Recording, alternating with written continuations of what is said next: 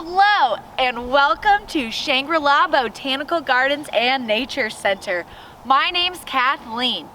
Today's program is called A Raptor's Lunch.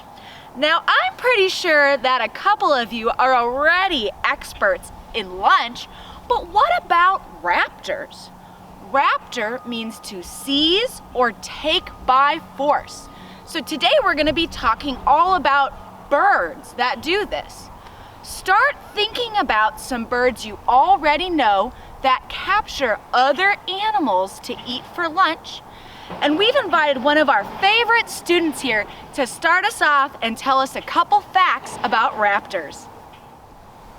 I am so smart.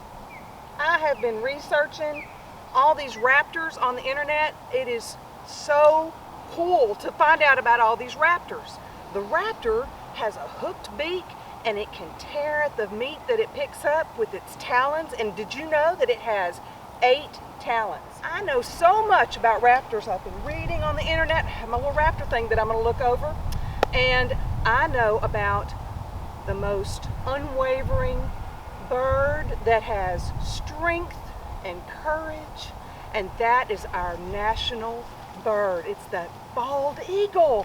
Hey, how are you doing? I'm fine. Good. But you know what? What? My life is hard. Oh. It is not easy. Really? Yes. But you look so regal. The bald eagle used to be on the endangered species list because of pesticides and insecticides. Well, maybe I need to write this down. And my strength has wavered a little. I may be the national bird symbol for the United States, Yeah. but you people make it hard for us. Wait. Hey, what's that in your hat? That's a raptor's feather. Yes, I'm a raptor expert. That is against the law. I'm going to turn you in. But I love And you're going to be a jailbird. Oh, no. Okay, well, I'm going to write that down. I won't pick up any more feathers. Don't. No picking up feathers. Don't. Okay. Oh, well, you know what? I do know about this other bird. This other bird, I might not know as much about that, the bald eagle, but the owl is the wisest of all birds, okay? And did you know that it can turn its head all the way around? No, wait, whoa. That's not true. I'm an owl. Well, you can't turn your head around? No. Really? See, everyone always thinks that I'm so wise because of my huge, beautiful eyes. However, I can't move my eyes like a human can. That's what you are, right? Yes, I'm a human. No, I can't move my eyes like that. So I have to move my whole head whenever I need to look in a certain direction. Okay. I know, it's Okay, a well, I gotta myth, write and I that down can't too. turn my head all the way around. I think it might fall off. Can you turn your head all the way around? No. I didn't can't. think so. Well, it said on the internet that I could let you do Oh, that. the internet! No, No, that's you can't. hilarious. Not everything you read in books or the internet is true. Oh, okay, but maybe I need to read this pamphlet. a little Yeah, better. I think you maybe should study it just a little bit more because a lot of the information you have doesn't seem very correct. Okay, well, I'm feeling a little bit, sad that I didn't get a couple of things right. But I am an expert on raptors, and I know that you have the hooked beak and you got the 8 talons. Yes. Okay, yes. that's true. Did And you read that on the internet? Yeah, I did. Well, that part's true. Okay, So some of it's true. Okay. Well, I'm taking notes. I'm writing this stuff down. But I might not have known as much about the eagle or the owl, but there's this other bird. There's this other bird called the turkey vulture, and this bird, I'm telling you, is so strong. It can swoop down. No, when you see it way up high in the sky, you better be careful. Yes, you better be careful, and watch your children. Watch your little children and stuff, because you know what? That bird can swoop down and take up a child. It can. That is not true. Oh, Why are you telling people that I swoop up children? That is not true at all. It's not? No, a turkey vulture is a scavenger. That means we eat dead things. I'm like the garbage collectors of nature. That is cool. I have pretty weak feet and dull talons because I just have to hold down my food while it's dead. It's not alive and moving, so I couldn't pick up a child with my feet. They're not strong enough. Well, so you don't circle and then swoop down and get them, huh? No! Oh, When man. I'm circling, I'm just riding those warm air currents to conserve energy. You better stop telling mean rumors about me. Well, it looks to me that I need to learn a little bit more about raptors if I'm going to be an expert. So, would you guys teach me some more? Yes, Could y'all I think teach so. me more? Yeah, Okay. I think All right. Well, so. I'm going to go learn some more about raptors. Okay. Thank y'all so much. You're welcome. Okay. Bye. We're going to go learn about raptors. It looks like our student needs to do a little bit more research on raptors, but she's well on her way to becoming an ornithologist. That is a scientist who studies birds. So next, let's look at the tools that raptors use in order to eat their lunch. We're going to start by looking at their feet. This is the foot of a red-tailed hawk. Notice how there's not any feathers. The feathers get in the way when these birds are eating their prey. Prey are animals that are eaten by another animal. If you look at the end of each toe, there is a claw. On raptor, these are called talons. The talons are curved just like fish hooks, so the raptors can sink the talons into their prey so they don't get away. The talons will also help the raptor tear apart their prey so they can eat it. Next, we're going to look at a skull. This is a skull from a red-tailed hawk. It is much larger than other birds. You can compare it to this egret and hummingbird. See how much larger the skull is? Now, the other thing I want you to look at are the eyes. Hawks are predators. That means they eat other animals. See how the eyes are pointing forward. This is perfect for hunting. Eyes in the front like to hunt. Eyes to the side like to hide. So if you look at a prey animal like a rabbit, you'll see how the eyes are pointing out to the sides so it can always be looking around for predators that might be after them. I also want you to look at the shape of this beak. You see how it's curved at the end? Just like a hook. Birds can't put their food on a plate with a fork and a knife to eat it for lunch. No, they have to use the tools on their body to eat what they catch. So that's their talons and this sharp beak. Lastly, we're going to look at a feather. This is a feather from an owl. So let's think about this. If you're out on a hunt and you're getting loud and you're flapping your wings toward the prey, it's gonna run away. So you have to be quiet. Look at this wispy edge of the feather. Those are called silencers. The silencers allow an owl to be flying and swooping on their prey, easily catching it.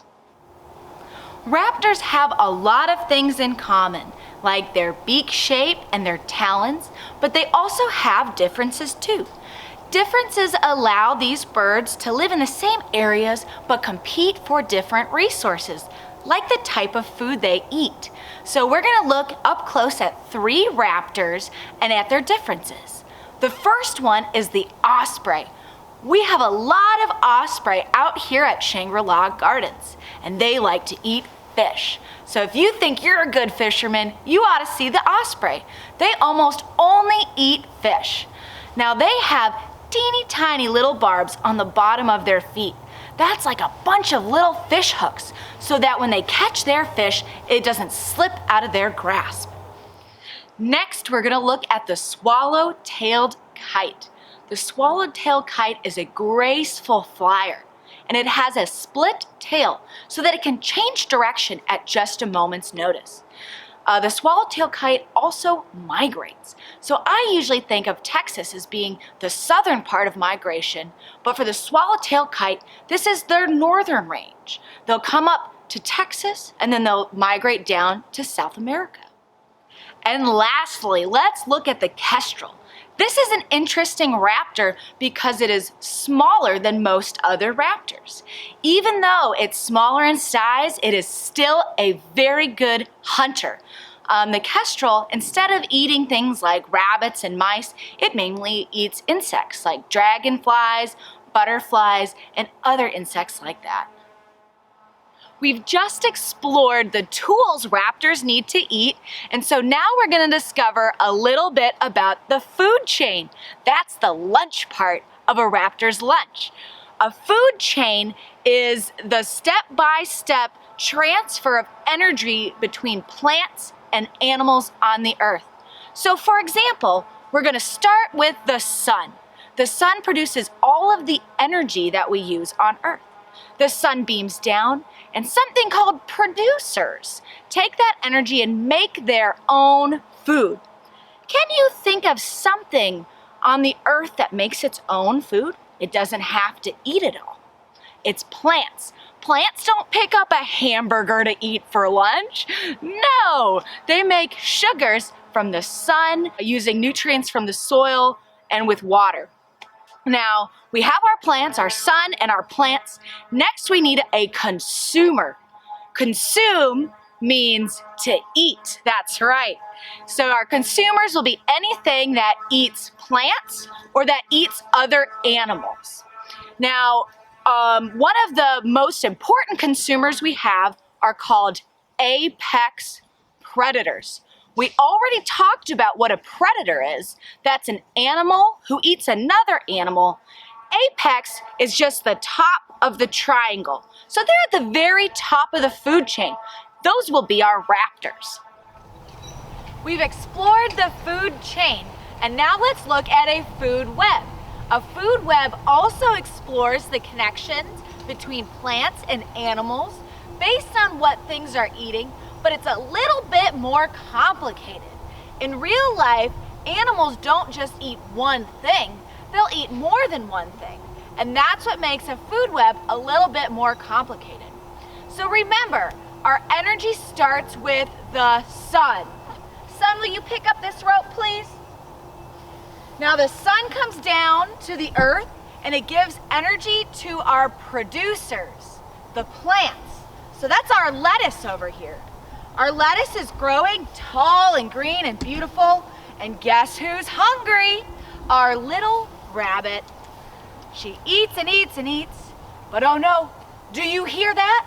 Flying above, there is a hawk coming down to swoop upon the rabbit and eat it. Now the hawk, even though it's at the top of our food web, that apex predator, eventually its life will end. Maybe it becomes very old, maybe it gets sick. But once our hawk dies, something starts to happen. It will decompose. Decomposition is the breakdown of dead materials. So who around here might be a decomposer? Let's see. There's a mushroom over here. And there's also a worm. Now I know there's at least one more part of our food web. It's an animal that eats worms. A robin. All the way on this side. So now you can see how complicated our food web is becoming. There are a lot of connections between plants and animals. But what happens if there's a problem for our food web? Let's say there's a big outbreak of rabbit fever. Rabbit, raise your hand, please. Now shake on your rope, because everything that can feel that shake is going to be affected. Raise your hand if you felt that. Our hawk did, the lettuce did, our fungus even felt the effect from our rabbit's disease. If there are fewer rabbits, what do you think that means for the hawk? After a while, the hawk will become hungry and have to search for another type of food or fly to a new area. With fewer rabbits, something else happens to the lettuce as well. It will grow prolifically. That means there's a lot of it growing. Okay, now lastly, I want everyone in our food web just to very easily lean back a little bit. you can see how each part of our food web is supported by the other pieces. All of these plants and animals are interconnected in the food web, making each part essential to the survival of other organisms. Exploring the food web gets me ready for lunch. So let's take a closer look at one of our favorite raptors, the owl, and how they eat their lunch. Behind me, there are 8 silhouettes of owls that live in this area. Today, we're going to look specifically at the barred owl. Now, remember when we learned about the skull and the talons, that birds, they can't just pick and choose what they eat. They might be able to rip and tear their prey a little bit, but usually they'll gobble down most of what they've caught. And there are some things in those prey animals that raptors do not want to digest, like fur and bones. And so these birds have special organs in their body above their stomach called the crop and the gizzard. These organs hold the bones and the fur so they don't make it to the stomach. And then the owl pukes it back up, just kind of like a hairball. We call that an owl pellet. Now I know what you're thinking. Ew, puke! Well, these pellets come from a biological supply company. So that's some scientists who collect the pellets and then sanitize them. They put them in kind of like a big oven, heat them up, and that kills all of the germs and bacteria. Let's take a look and see what this owl had for lunch. We'll start by slowly twisting open this pellet. I'm starting to see some fur and some bones. Oop, I think that's part of a tooth right there. You can tell because of its orange and yellow color. You see that a lot in rodents.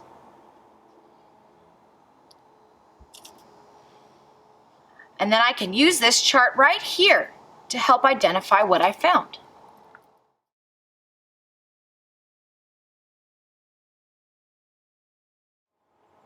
Within an owl pellet, you will usually see more than one type of animal. Remember what we learned in that food web game. Most animals eat more than one thing. Now today we've learned about different tools that raptors use to eat their lunch. Remember that sharp curved beak and their sharp strong talons? Those are all tools that our raptors use for lunch. Now today we're going to leave you with 2 raptors that actually came to visit us while we were making this video for you. So we'll see you next time.